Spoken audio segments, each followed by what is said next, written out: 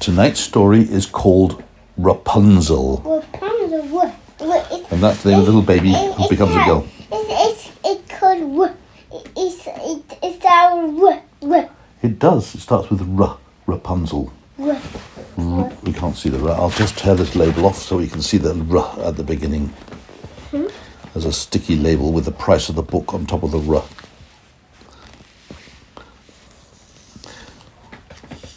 There we see the R.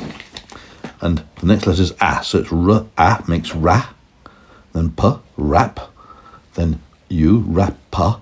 R, A, P, A. Rappa.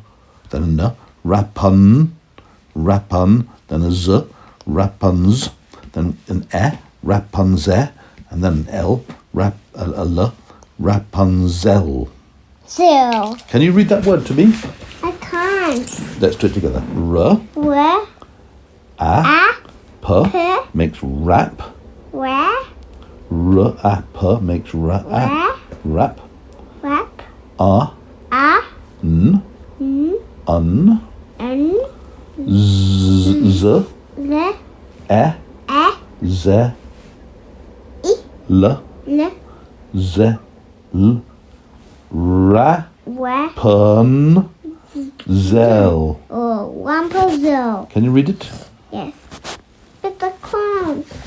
Okay, let's get in bed then, we'll read the story. So it's Repunzel. R-A-P, rap. Un, rap, un. Z-E-L, Rapunzel. Bessie and Bert Greensmith loved each other very much. That's Bert and that's Bessie. But something was missing, and that something was a child. "Why so glum, precious one?" Bert asked one day. "I love you, Bert," Bessie said, "but I'd really like a baby." Bert thought for a while. "Our neighbour's garden is packed with delicious vegetables. Maybe they'd help you have a child. You know what they say, eat your greens and they'll make you great, so pile some veg on every plate." "Don't go next door," Bessie pleaded. "That old lady's a bit of a witch." But Bert wanted a child as much as his wife, so one moonlit night he picked a pepper, lopped a lettuce and bagged some beetroot in his wheelbarrow and took it back home. And guess what? The following year, Bessie and Bert had a bouncing baby. "I told you greens were good for you." "I love you forever, Rapunzel." She's talking to the baby. "I swear, my beautiful baby with rosy golden hair." But that night, something terrible happened. The witch from next door snuck into the house and took the baby away. "Steal from me and I'll steal from you," she cackled, as witches do.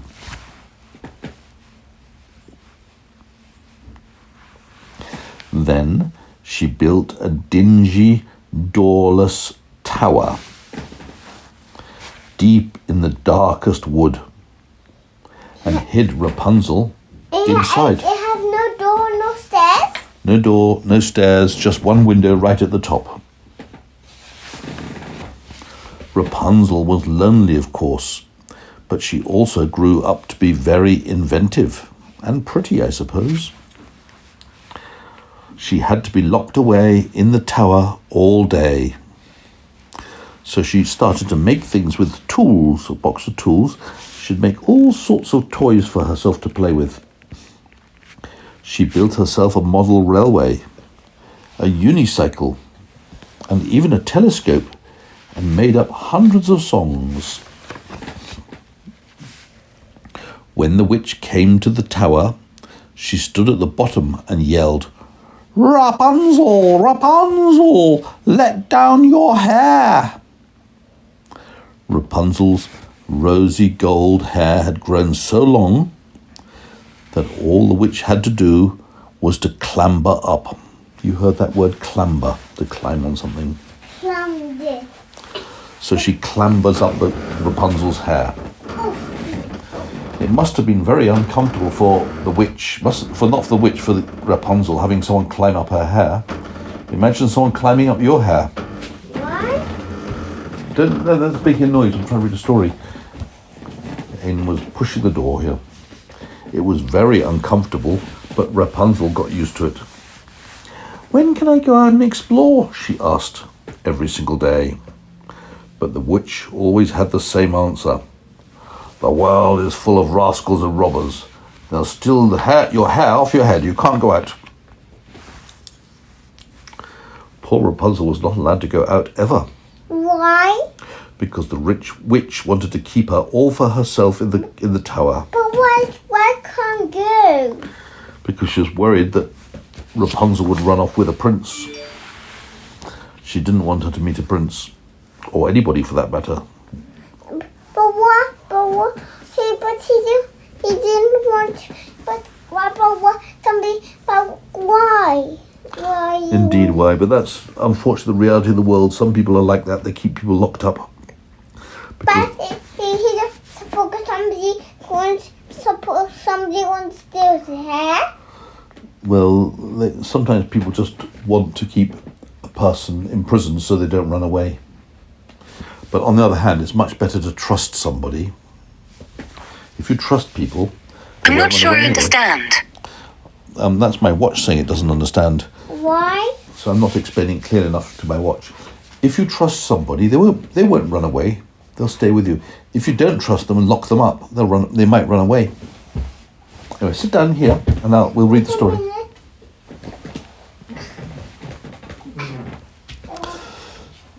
One day, a prince was hunting in the woods when he heard Rapunzel's voice.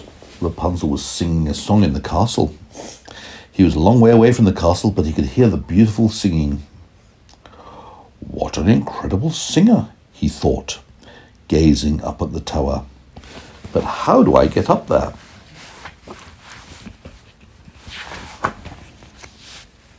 Then, just then he heard the witch shuffling along the path, and he dived into a bush to hide. When the witch started scaling Rapunzel's lustrous locks, the prince was flabbergasted. I guess I would have been flabbergasted if I'd seen that. Would you be flabbergasted too? What's that word called? Would you be flabbergasted if you saw a witch climbing somebody's hair? What's that? That's a little jar he's carrying around his neck with the word bugs on it. B-U-G-Z, bugs. B-U-G-Z, bugs. So there's a jar of bugs which he collects, like butterflies perhaps, or ladybirds. I don't know what he collects. So the witch was pretty flabbergasted. No, not the witch was flabbergasted. The prince was flabbergasted when he when he saw the witch climbing up her hair. When the witch started scaling Rapunzel's lustrous locks, the prince was flabbergasted. Now I've seen everything, he thought. Once the witch had left, the prince called up, Rapunzel, Rapunzel, let down your hair. So Rapunzel let down her hair. Who are you? Rapunzel yelped when she saw the prince at her window. I'm Freddie, said the prince. And Freddie? My name's Prince Freddie. I'm Freddie. Can I come in? Depends if you're going to steal something, Rapunzel said. I'm a black belt in karate, you know, self-taught. But Rapunzel decided to show him all the things she'd made, including her train set. You show him? Look at the lovely train set she's made. Great. There's a train on the line. Look, it's over there. Let's follow where it goes with my finger. Oh, look, it goes round in a circle and comes back to the start again. Round and round it goes. It's a lovely toy, isn't it?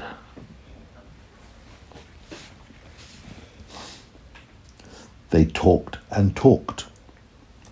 Freddie was so funny and he knew so much stuff. But they just kept talking. They liked each other and talked all day. Why? Then Prince Freddie said to her, we could use someone like you at the palace. But then, guess who came back? The witch. Yes, the wicked witch. But then the witch came back. Freddie held out his hand to the old lady. "I'd like to take Rapunzel to my palace," he said. The witch's face was dangerous and dark. "Steal from me and I'll steal from you," she hissed. And then she hurled him out of the window, out of the tower, and he landed in a thorn bush.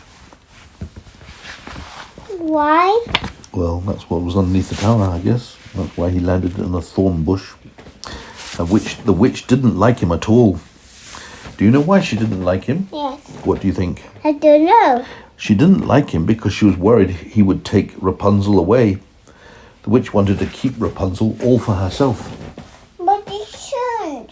She was jealous that someone else was interested in Rapunzel. What do you think's going to happen if he lands in the thorns? It will hurt him. Where? On his body. Exactly, all over. But especially in his eyes. We'll see what happens. And then the wicked witch said to Rapunzel, very crossly, "You will never leave this place." The witch snarled, "You're mine." And then the witch was gone, jumping out of the window, yanking at Rapunzel's locks. "Ha!" thought Rapunzel. "Nobody owns me." So Rapunzel then cut off her rosy gold hair, tied it to the window, and sailed down.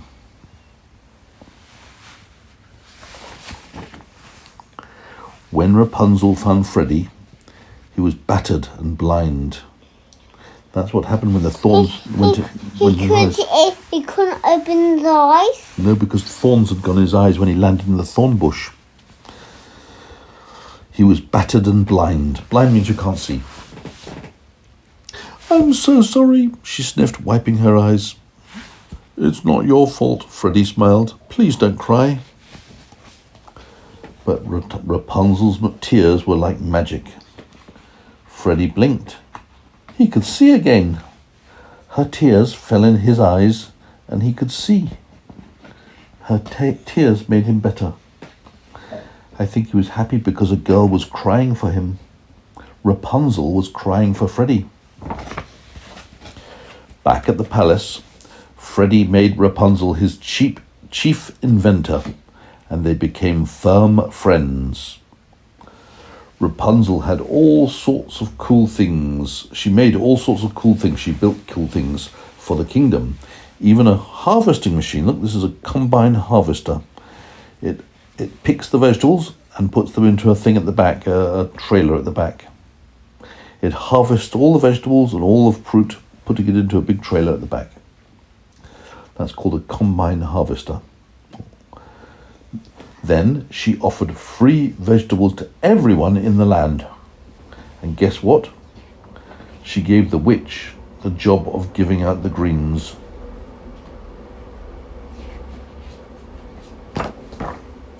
And that's the end of the story. And now it's going to be time to go to... Sleep. You got it. Go and turn the light off. Can I read a book on my own? Okay, as you asked, you didn't say please actually. Please? Ask again, nicely. Please? We'll start from the beginning. Whole sentence. Daddy? Yes? Can I read the book? Please? All right.